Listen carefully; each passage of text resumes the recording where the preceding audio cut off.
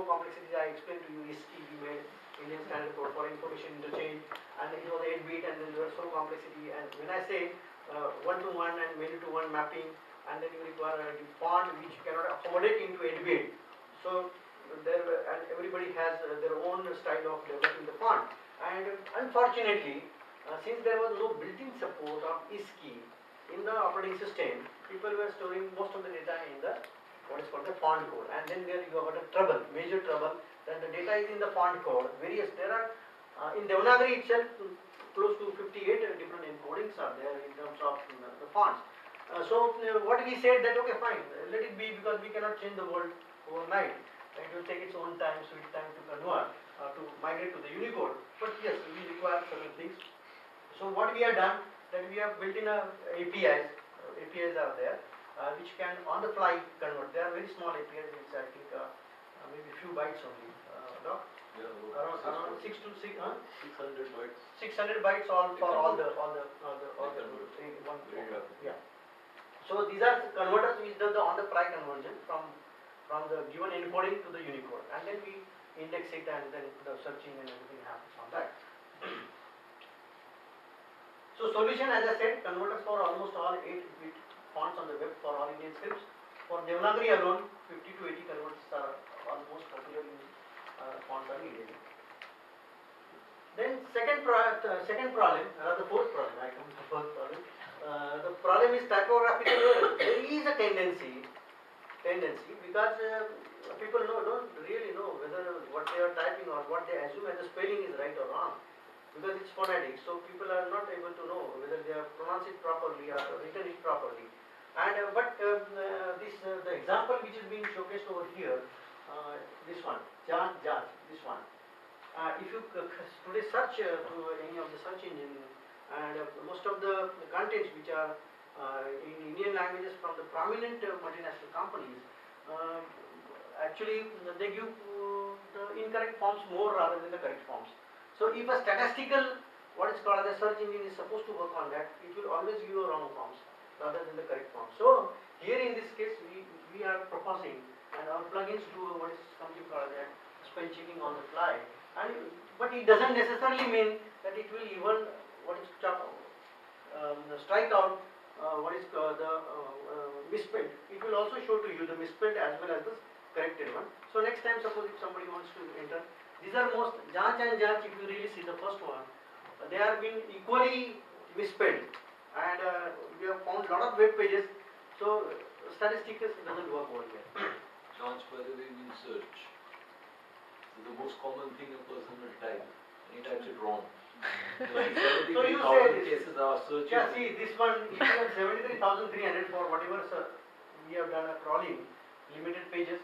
So 73,300 is the incorrect has been occurred, while the correct one is only. In fact, this is strictly off the record, but the Google spell checker, which is statistically built, gives the first form.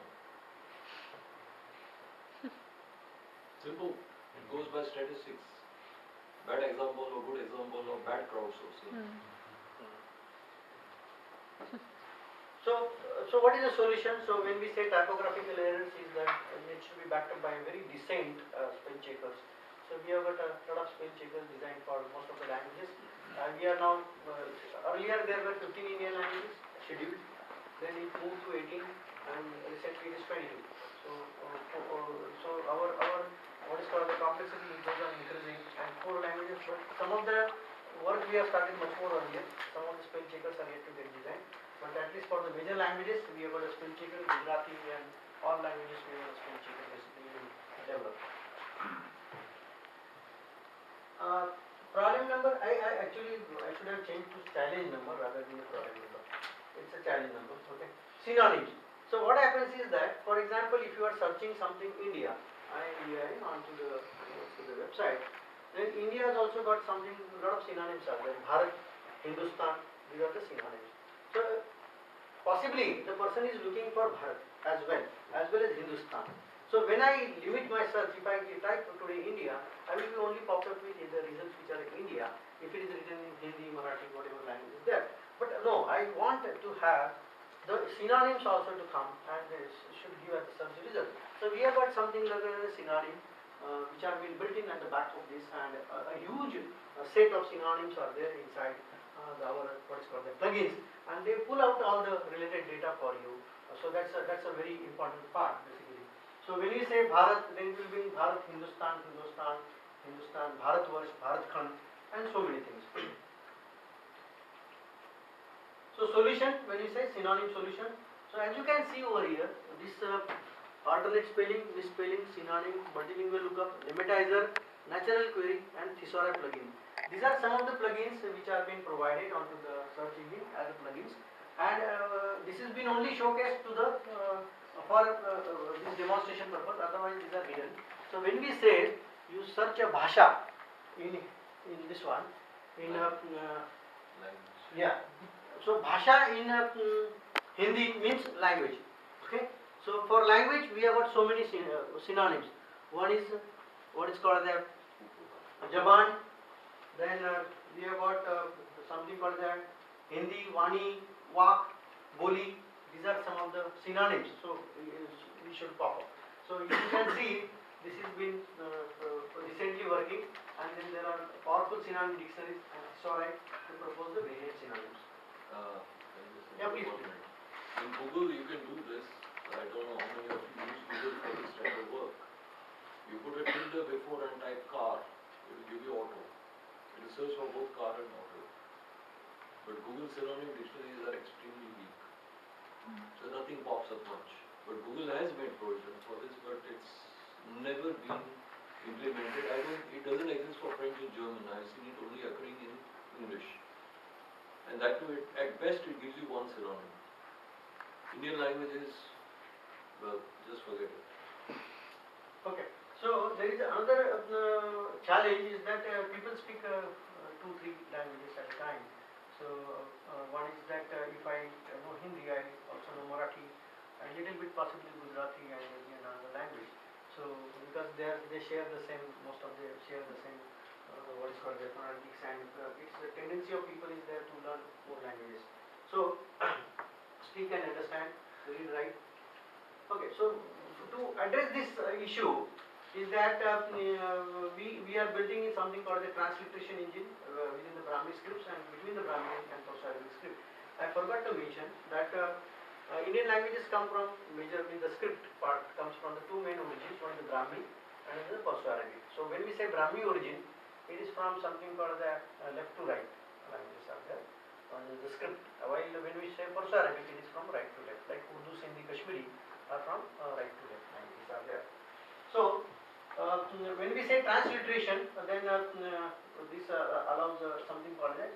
We will not say 100% CLIA, that is a cross-lingual information access, but at least in a transliterated form, you should be able to do the searching in the Indian language. So these are some of the screenshots of what we have done as a work when we say. So this is the data which is in Urdu, and it gets transliterated into the Hindi, and as you can see, it pops up even the suggestions because there are phonetics which are not exactly matching the Hindi, so we need to even give the alternates. And this is something I can say that it is like more of a translation rather than the transliteration. Yeah. In Urdu, the problem is the short vowels are not marked. They are known as harkat. And the harkat in any Perso-Arabic language. So, for example, to say in and this and that, you write the same way. You write alif nun. So now the engine has to know whether it is in or un. So it suggests both in and un. We don't have yet contextual disaggregation carried out. So you bring your cursor onto it, and it will suggest to you two possible suggestions as the sample shows. Yeah, one of the major languages possibly because since the doctor speaks so many languages, I limit myself. And doctor speaks Gujarati also even, his mother tongue. So many rather I can say. So like the script system, Indian languages with the possible exception of Hindi, Urdu, Punjabi admit a highly complex intra-word grammar where a large number of suffixes can be added onto words to create a grammatical meaning. Gujarati admits permutations and combinations up to 8 to 9 possible combinations added to the noun. I hope the doctor you should explain that. Achana said. No. In fact, this is a very small example.